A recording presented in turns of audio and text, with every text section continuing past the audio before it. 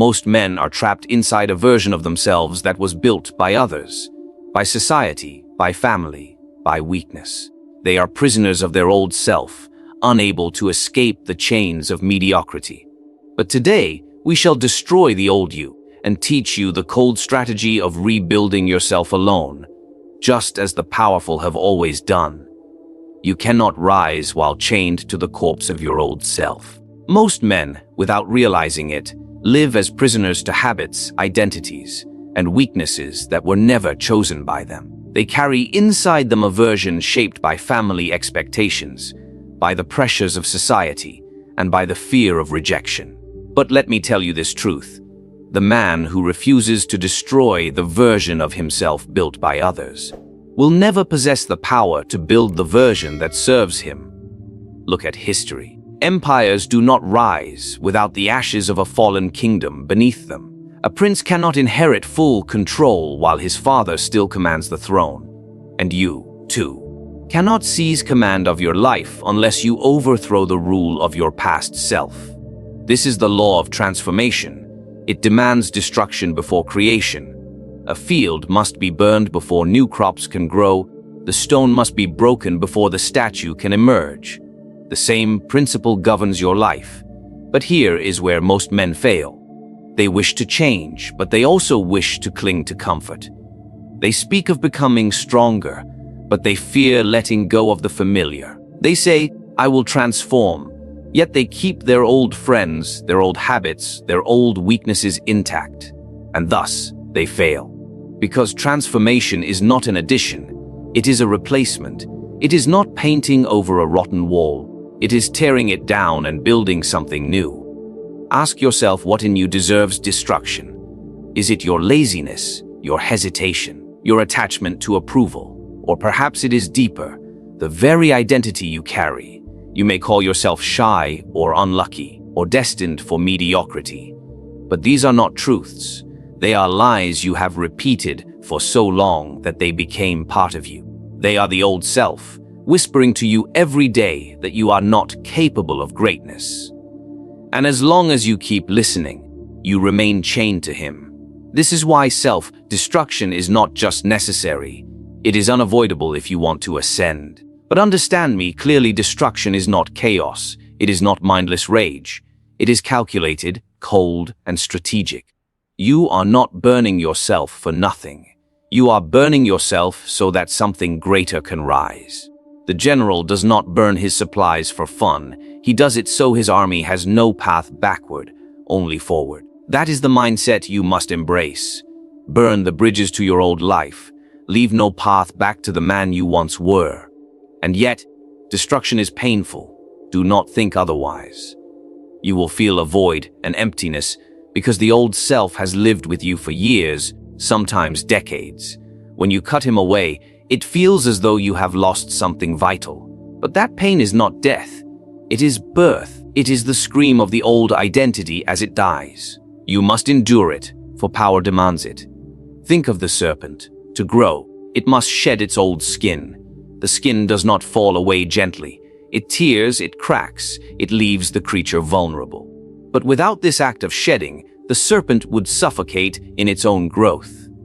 You too must shed, even if it leaves you exposed.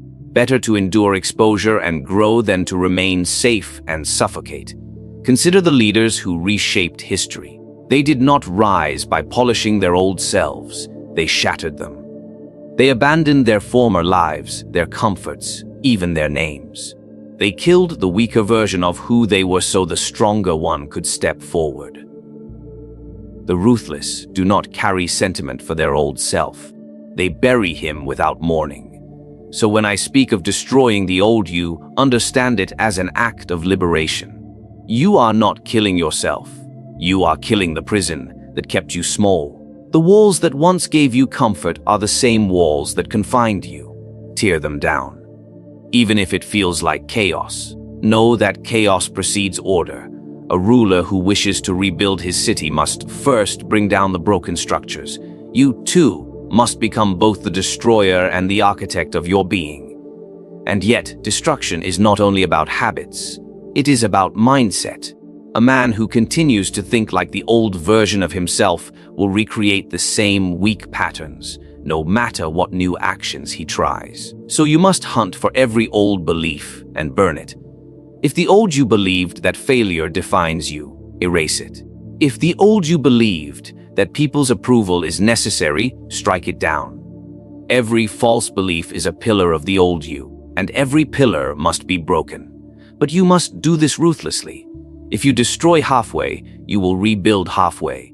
If you cling to remnants of the old identity, those remnants will poison the new. Just as an empire rebuilt upon corrupted foundations collapses again, so too will your new self crumble if the rot of the old remains. So burn it completely.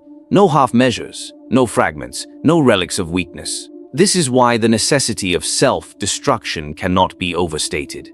It is the first law of transformation and the foundation of every Machiavellian rise.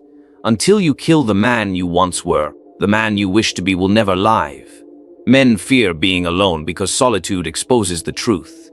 It strips away illusions, distractions, and the false comfort of the crowd.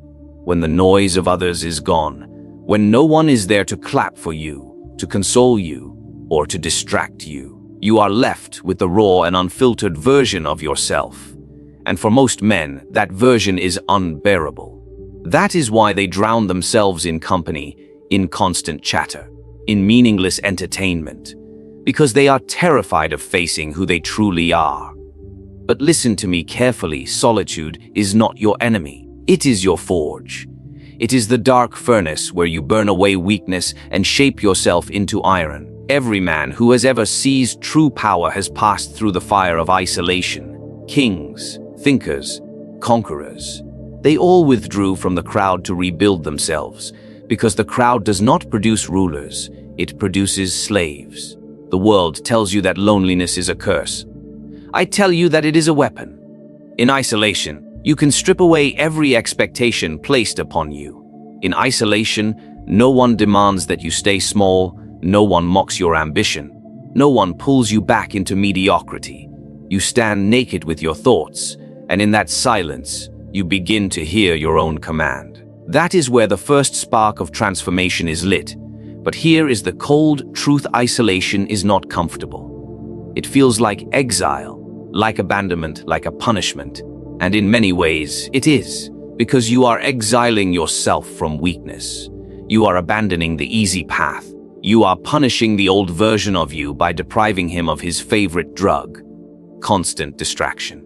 And when he screams, when he claws for comfort, you must ignore him. The old self thrives on noise. The new self thrives on silence. Think of a sword. When it is first forged, it is not sharp, not beautiful, not ready for battle. It is placed into the furnace, beaten, melted, and reshaped. This process is violent but necessary. Only after enduring this trial does the blade emerge strong enough to cut through anything. Your isolation is that furnace. The heat of being alone, the pounding of your own thoughts, the endless hours with no one to blame but yourself. This is the hammer striking you again and again until you are sharp enough to cut through life itself. But most men run from this process. They flee from solitude because it feels like death. And in a way, it is death, the death of the dependent self, the weak self, the self addicted to validation. If you want to be reborn as a ruler of your own life, you must let that part of you die in silence. You must spend nights alone, questioning, rebuilding, hardening. You must become comfortable in your own company, for the man who cannot rule himself in solitude will never rule anything outside it. Notice how people act in groups. They speak differently. They think differently. They bend to the mood of the crowd. Even strong men soften their edges when surrounded by many voices. But in solitude, there is no crowd to impress, no mask to wear. There is only you, and that is when the truth appears. Your ambitions become clearer, your weaknesses undeniable. You see where you have lied to yourself. You see the chains you still wear. This is painful, yes, but pain is the whetstone that sharpens a man. Without it, you remain dull, untested, and useless. And here lies the power of isolation. It gives you control. When you are constantly surrounded, your time, your energy, your thoughts belong to others. In solitude, you reclaim them. You decide what you will learn, what you will train, what you will build. You are no longer a slave to other people's conversations, opinions, and approval. You become the architect of your own hours, and in doing so, the architect of your destiny. Do not think isolation means permanent exile from humanity. It is not about hating people, nor about living as a hermit forever. No, it is a strategy. You withdraw to forge yourself, and when you are ready, you return sharper, stronger, untouchable. A lion does not always stay in the cave, but it retreats there to heal, to gather strength, and then it emerges to dominate the savannah once more. That is how you must view solitude, not as prison, but as preparation. But I must warn you, isolation will test your discipline. Alone, no one is watching. No one will applaud your effort or shame your laziness. You are exposed to your own truth, and this is where many fall. They say they want to rebuild themselves, but when placed in solitude, they waste it. They fill it with distractions, with meaningless pleasures, with idle thoughts. And so they emerge from solitude no stronger than before. Do not make this mistake. Use your isolation as the crucible it is meant to be. Let it strip you bare. Let it harden your will. Let it refine your purpose until it is sharp enough to pierce through any obstacle. If you endure it, you will emerge with a strength that few men ever achieve. Because most men never know who they truly are. They only know who they are in relation to others. They know how to act in a crowd, how to behave among friends, how to please society.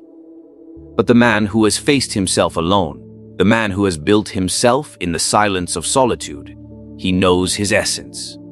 He is not swayed by the opinions of the weak, because he has already faced the harshest opinion of all his own. When a man decides to rebuild himself, he faces not only the task of transformation, but the even greater challenge of controlling how the world perceives that transformation. Understand this, it is not enough to destroy your old self and rise anew. If others define your rebirth before you do, you will remain a slave to their judgments. Power is not only about who you become, it is about how your becoming is seen. You may ask, why does appearance matter if I know my truth? Because men do not deal in truths. They deal in perceptions. Kingdoms do not rise on facts alone. They rise on the belief that they are strong, chosen, destined. A prince without the appearance of authority is a prince already doomed. And you, in the same way, cannot hope to establish yourself if others are allowed to tell your story before you do. When you rebuild yourself, silence is your first weapon. Do not announce your change to the world. Do not beg for recognition. Do not cry out for validation. The man who speaks of transformation before it is complete exposes himself to mockery, doubt, and sabotage.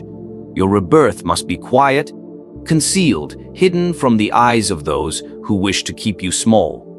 You must vanish from the stage while you are still weak. And when you return, you must step forward as though you were always destined to be the figure you have become. Think of the mask. A mask conceals weakness and presents only what you choose to show. In your rebirth, you must learn to craft masks. If you wish to appear disciplined, then let no one see the chaos of your struggle. If you wish to appear confident, then never reveal the fear you wrestled within the dark. The world does not deserve to see your wounds. It deserves only to see the armor forged from them. But do not confuse controlling the narrative with lying. This is not deception for the sake of vanity. This is strategy. Even kings understood this truth. The people do not need to see the cracks in the throne. They need to believe it is unshakable. If you give them doubt, they will devour you. If you give them certainty, they will follow. You must apply the same principle to your rebirth. Show no weakness, reveal no hesitation, project only what strengthens your rise. Yet this requires patience. Too many men rush to display themselves. They change for a week, and then they declare victory. They alter their habits for a month, and they shout to the world that they are transformed. But such men are fools, because transformation that is spoken too soon dies in the mouths of others. The more people talk about you before you are ready, the more they dilute your strength. You must resist this temptation. Remain unseen until you are unbreakable. Let no one witness your half-formed state. Appear only when your power cannot be denied. And when you do emerge with precision. Every action, every word, every appearance must serve the narrative you have chosen. If you wish to be feared, speak less and observe more. If you wish to be respected, act with restraint and command. If you wish to be seen as reborn, let your behavior contrast so violently with your past self that no one dares to treat you as you once were. This is not simply transformation, it is theater, and you are both the actor and the playwright. Remember, the old you was known, people had you memorized. They had placed you in a box, a small, weak container of expectations. To truly rebuild yourself, you must shatter that box so completely that they can no longer recognize you. And when they ask, when they whisper, when they try to guess who you now are, you must not explain. Let them speculate.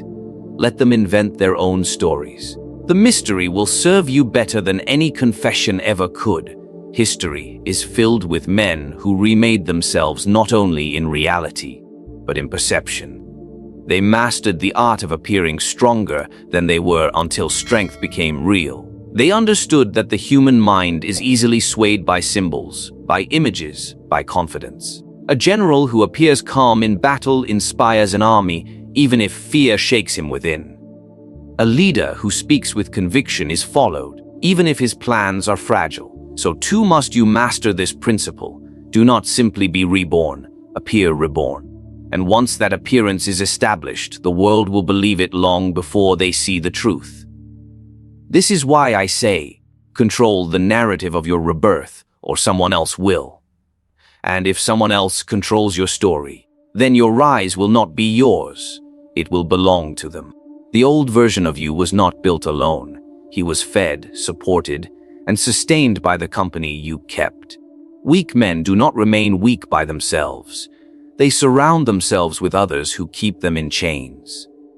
Every friend who laughed at your ambitions, every companion who encouraged your distractions, every familiar voice that told you to be realistic.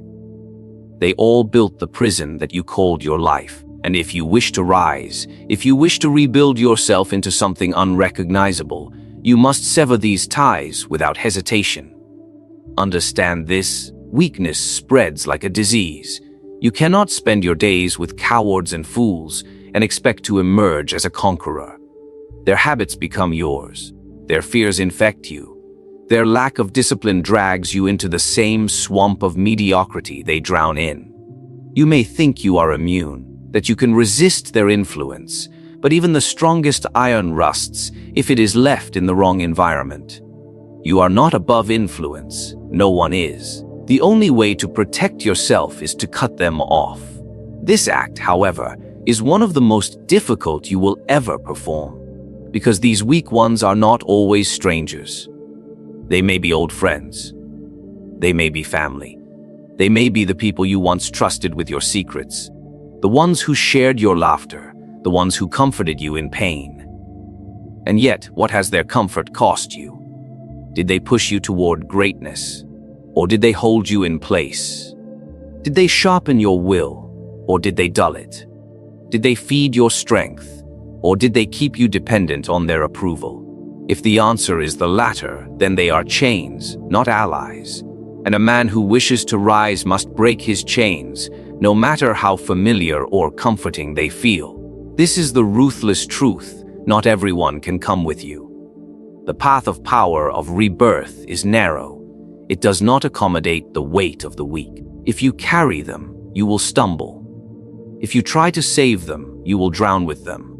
You must learn to walk forward alone, even if it means leaving behind those who once meant everything to you. Sentiment is the enemy of transformation. Mercy toward the weak is cruelty toward yourself. Do not be deceived by appearances. Some of these people may not openly oppose you. They may even claim to support your growth. but pay attention to their actions, not their words. Do they distract you from discipline?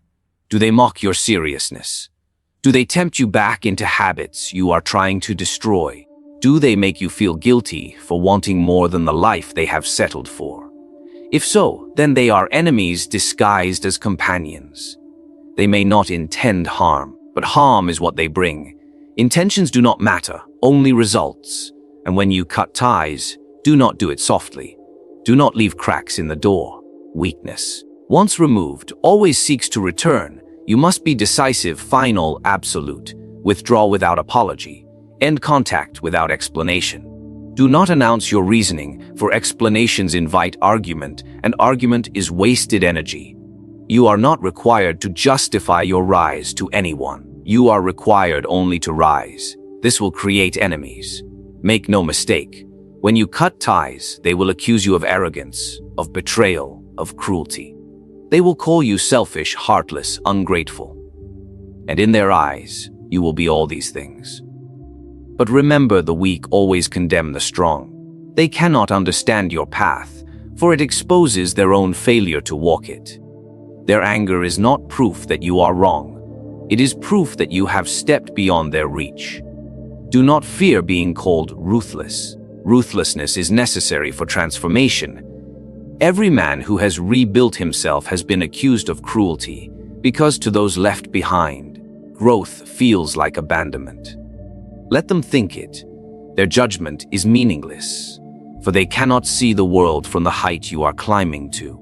But here is the paradox: when you free yourself from the weak, you do not only protect yourself, you also honor them. Because by refusing to sink with them, you show what is possible. Perhaps one day, they too will awaken. Perhaps your rise will inspire them, but that is not your responsibility. Your duty is not to drag them upward. Your duty is to rise so high that their excuses collapse in the shadow you cast. And you must remember, solitude is preferable to weakness. Better to walk alone in silence than to walk surrounded by voices that drain you. The man who walks alone, sharpening his mind, forging his strength, becomes untouchable. The man who clings to weak company becomes nothing more than their reflection. This is why I tell you, cut ties with the weak, no matter how much it wounds you. Because the wound of separation heals, but the rot of weakness never does. Destruction alone is not enough. To tear down the old self is only the beginning. A man cannot remain in ruins, for ruins invite decay, weakness, and defeat. Once the old identity has been burned away, the time comes to build a new, and this reconstruction must not be done with softness or hesitation. It must be done with ruthlessness, with cold calculation, with the unshakable determination of a ruler carving order from chaos. Rebuilding yourself is not a gentle process. It is not about comfort or kindness. Those are luxuries for men who remain weak. To rise, you must construct a new self upon foundations of discipline, will, and relentless focus. Think of the architect who builds a fortress.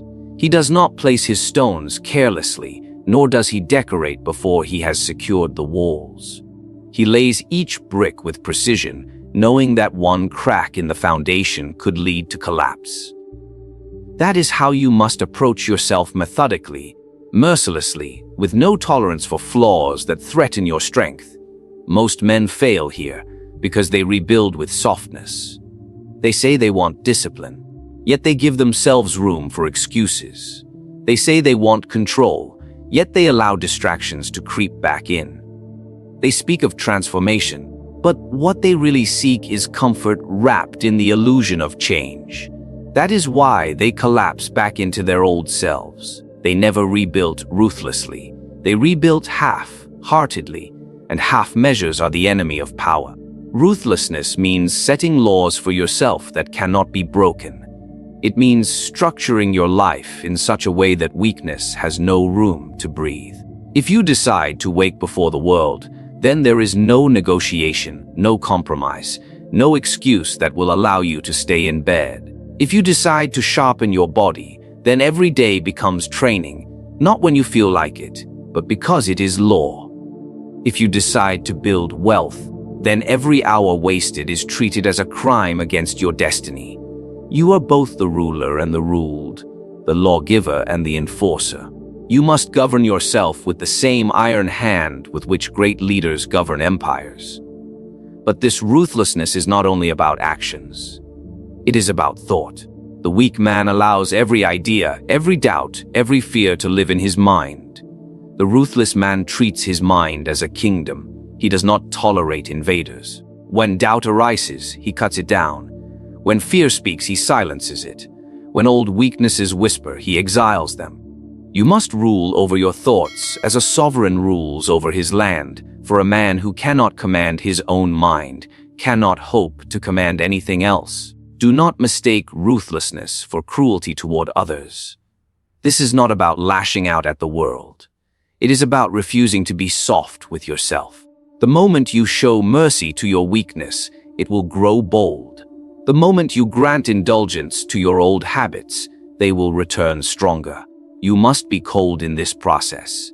You must treat the weaker self as an enemy that still seeks to reclaim the throne. And what do rulers do to enemies who threaten their power? They do not negotiate. They do not show mercy. They crush them completely. This path will feel harsh, because it is, but it is the only path to true transformation. Think of the warrior in training. Every day he bleeds, sweats, and suffers. He does not complain, for he knows that softness in the training ground means death on the battlefield.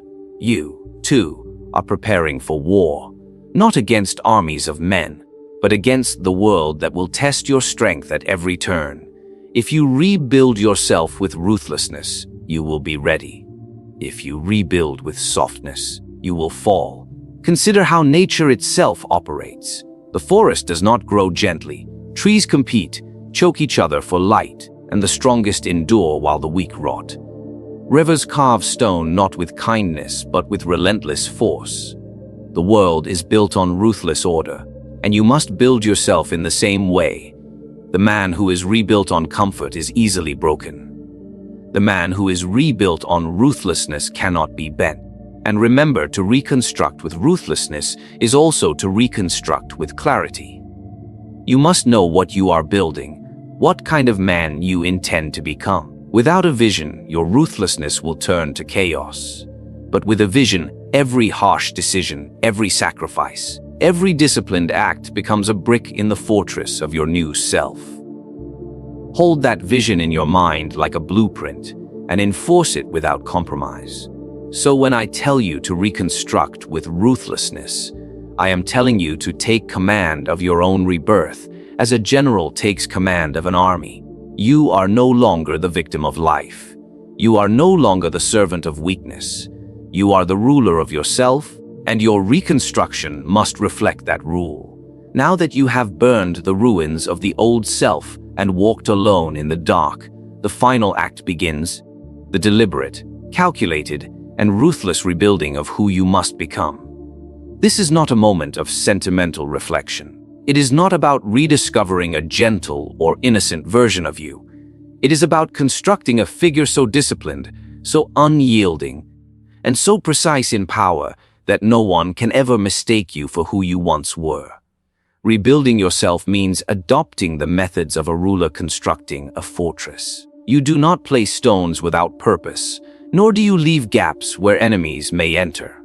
Each trait, each discipline, each habit you carve into yourself must serve the central aims: control, strength, and the ability to bend circumstances to your will. The old self was filled with cracks, emotional weakness, the need for approval, the laziness of waiting for others to save you. The new self must be constructed of hard, unshakable stone. Begin by choosing the qualities that serve power, not those that soothe your feelings. Machiavelli once declared it is better to be feared than loved if you cannot be both, because fear holds more certainty than affection. Apply this principle to your rebuilding. Do not cultivate a self that seeks comfort or validation, but one that demands respect and commands recognition. Learn the art of discipline, the ability to deny yourself small pleasures for the sake of greater dominance later. A man who cannot master his appetites cannot master the world. When you rebuild, shape your image deliberately. The old you lived carelessly, unaware of how others perceived him. The new you must understand that perception is half of reality. If people see you as weak, then weak you are. If they see you as commanding, then power is yours.